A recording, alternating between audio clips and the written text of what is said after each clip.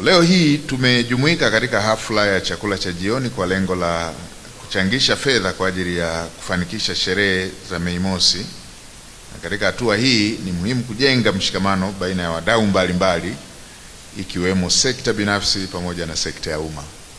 Sote tunafahamu kwamba maadhimisho ya siku ya wafanyakazi duniani, yani Mei Mosi, hufanyika kila mwaka ili kutambua na kuenzi michango ya wafanyakazi katika maendeleo endelevu.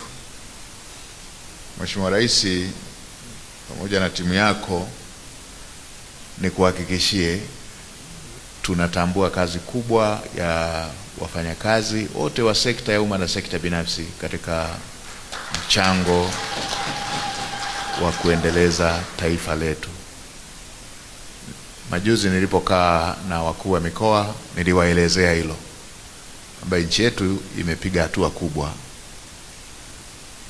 Tunapokwenda kwenye Mei Mosi, hatuadhimishi tu siku iliyoko kwenye kalenda hiyo, lakini pia tunaadhimisha mafanikio kama taifa ambayo tumeyapata, na yote hayo yamewezekana kwa sababu tuna wafanyakazi wanaofanya kazi kweli kweli.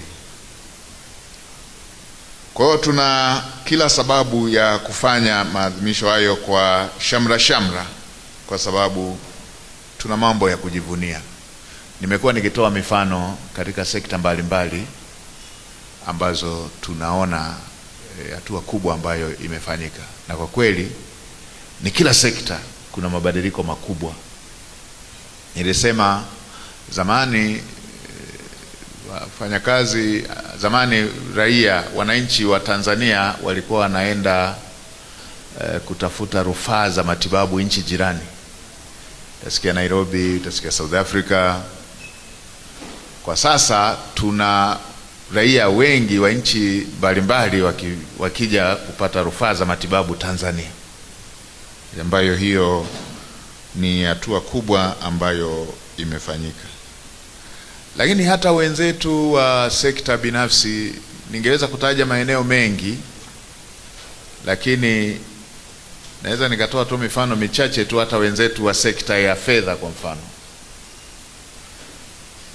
wameshawafikia wananchi mpaka kijijini, mpaka aliyeko machungani, porini, kwa sasa yuko connected na masuala ya kifedha kimtandao.